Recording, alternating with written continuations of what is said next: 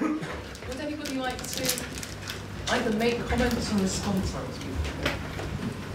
or ask questions? Or I was wondering why you chose to present the book as a purely textual thing, and whether you considered any other form of presentation. We were making a huge leap from Franco-Latin discourses and sources, so we had tremendous jobs of translation to do, and all the previous. So we felt we were pushing the enterprise out in all kinds of quite radical ways. They've never really made any incursions into English language publication, and English political and intellectual discourses have their own language and priorities. So we felt that we had to probably stick with the medium in the first instance, but you're quite right that, I mean, a great deal of my practice is concerned with online publication of various kinds. But we, you know, perhaps Jean-Louis would like to. I mean, the thing is that in the previous, I mean, we have IT-related topics in this book that were not in the previous ones. I mean, you know, we have a chapter on the digital commons that looks at free software and free culture and access to knowledge and so on and so forth. So, I mean, it's really, I mean, I really do think that the key word here is extension. We're trying to take something and push it in various directions, and I think it would have been too big a leap at once to try and go virtual with this. Can I just say very quickly, sort of in between that, the style is actually, I think, quite an important thing. So it's not just text or non-text. So you gave quite clear instructions to the people who are writing the chapters. This is for, as you were saying, an intelligent lay reader. So, no, I think, because that's coming back to... No, we wanted very much to draw on the material that had already been accumulated in previous volumes, especially the previous French volume. And you know, one of our practical considerations was how much can we alter these if we choose to them. What, I mean, you know, we have to translate them anyway, we want them to be updated, but how far can we actually go in altering the form of what it is that people have already produced? Never considered collaborating with an illustrator, putting some diagrams. It shocked me that the entire book has not a single image, diagram, or anything that isn't a word in it. It always just surprises me, and it also intimidates me, and for me it concerns me that the rest of my family that I'd like to go and engage and talk to about these things will be intimidated by the book. Well, you're right. The Dictionnaire de l'autre économie had something like 60 chapters.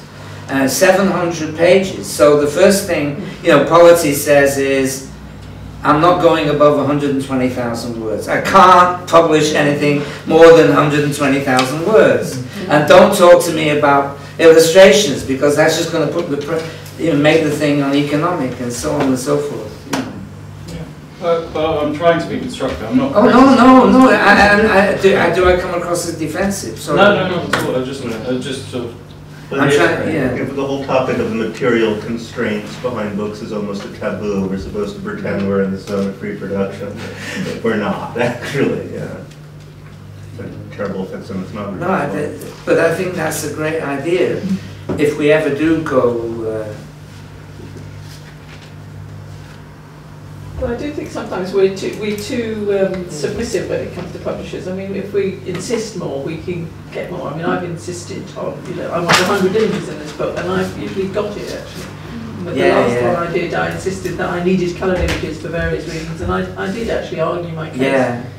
So, but if you're me handling this whole operation, the translation, the Brazil, the Argentina, the Canada, the Switzerland, you know, I mean, how many, you know, I'm the only English editor, and you know, I want an easy life, believe me. I mean, and if the publisher says, you know, this is it, this is my final offer, I'm not going to waste my energy challenging him. But you, no, I sympathise, but there are, I mean, I think we do forget how inaccessible looking a volume can be. No, it's true, but the volume looks, it is actually, I don't know about the cover, but the design of the page, I think, is quite attractive and open, and we also got them to change the size so that it would be, you know, it would actually feel more like a handbook than a standard paperback. Yeah. I have one short comment and two very short questions. One is, I found it really interesting what he said about the economy being run from the castles on the top of a mountain. And I happen to be in Davos on, and it's extremely unattractive place. And obviously the conference center where the World Summit, the G8 happens, it looks like a bunker. They have plenty of these in Switzerland, but this one is particularly ugly. And I was told by the inhabitants that it's actually so there. It's not because Switzerland is a nice country, it's because it's the highest city in Europe, and it's difficult to get, but it's also difficult to get out. So, however, there is also benefits on the dark side of that. It's actually no one really comes there at that period of time, so it's actually the best time to ski. Although you might, it's difficult to get accommodation. But and then the second, the two questions are in relation to your currency speculations. And one is, are you responsible in any way for the devaluation of Swedish crown in recent months? And then the second thing, maybe you could tell us more about, you know, maybe we could introduce us a little bit more to what are good investments and which are less good. Well, I mean, I once brought the house down at a conference in Oxford, when I was asked, you know, why are you an economic anthropologist? And I said, I'm an economic anthropologist because I want to survive in this economy. I've always considered my economic anthropology to be related to my own economy, personal economy. And I noticed, moving as I do between, you know, various European countries, Britain, South Africa, and so on. I mean, you know, I don't think there's any shortcut to make. I mean, I probably look at currency fluctuations, you know, 20 times a day. I mean, you know, I work virtually through my laptop, so it's not a big deal. I mean, it's like following the Manchester United game, or while I'm supposed to be writing a paper. But I mean, there's an awful lot of. I mean, I was a professional gambler for many years, and that involved really knowing, you know, what this horse did in heavy going over 6 furlongs in Leicester a year ago. So I think you need that level of engagement and knowledge, and I mean, basically I have two principles. I mean, one is I tend to buy currencies for the place that I live in, you know, and secondly, I mean, I put my money into Norwegian kroner, Swiss francs, and South African rands.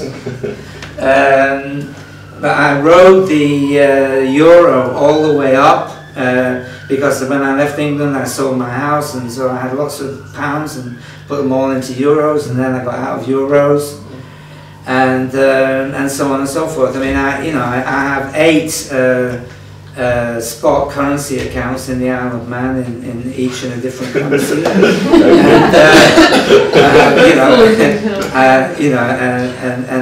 and I move. You know, I mean, really, neoliberalism gives you freedom of movement when it comes to moving your money around. So we were hoping for a book. Just that's the one about the Well, I would say if we're in a currency war and the question is who's going to win the race to the bottom, I would still back the euro to win the race to the bottom. I actually think sterling is in pretty good shape. I think Mervyn King deserves a medal, really, because I mean, with all that, with that incredible leverage debt, more than for the size of the economy than anywhere else in the world, you've got to find a way of getting rid of the debt with the least pain, and rapid and systematic devaluation is the quickest way to do that. That was, you know, what happened to my lump sum pension. But I think that I think the sterling will probably do all right as a sort of offshore currency. But this is really not what we want to talk about. It brought to mind a question, a comment maybe to both of you, that when you're talking about work you have to put into gambling or whatever it may be, if you think of money as a number, as a piece of information, if you think of economies as information, they take a great deal of work. You know, one can write of functioning ways of doing things. You can put them in association, but very often, if that's where you stop, then they disappear again. You know, there's an ongoing daily way of indexing the world to ideas or to links that you might like to talk about, either of you. I mean, if you think of well, if I understand what you're saying, it's the economics, you know, as a specialist expertise, is supposed to save the rest of us from having to do all the calculations. No, that's sorry, not I didn't mean that. I'll tell you whether I was thinking of an article by Helen Barrett on some fire index in Australia, which I can't remember quite what it links, but really what the story comes down to is that they linked all these things, and the index was supposed to get up to 100. It exceeded itself because they were working with numbers of indexes to approach 200, and unless it was daily calibrated to all the other things going on, it ceased to be useful. But that somehow by the generalizing abilities of linking these different aspects of the economy, they made something new. But it required uptake every day. I'm sure. I mean, I still think you said no, and what you're saying is exactly what I started out to talk about, which is we don't want to have to spend all the hours that God gives calculating economic indicators and so on. I mean, in the way that I do with currency, let's say. So you know, I mean, so this raises, I think, whether this was what you intended or not, it raises for me the issue. Well, how much do you expect people to be practically engaged in managing their own economic affairs? Because you know that to some extent, money, as it's constituted now, serves that purpose, because first of all, we don't have enough of it. Secondly, they supply or control our access to it. There's not much we can do about that, and that means we don't have to think about it very much or figure out how to get more of it or whatever.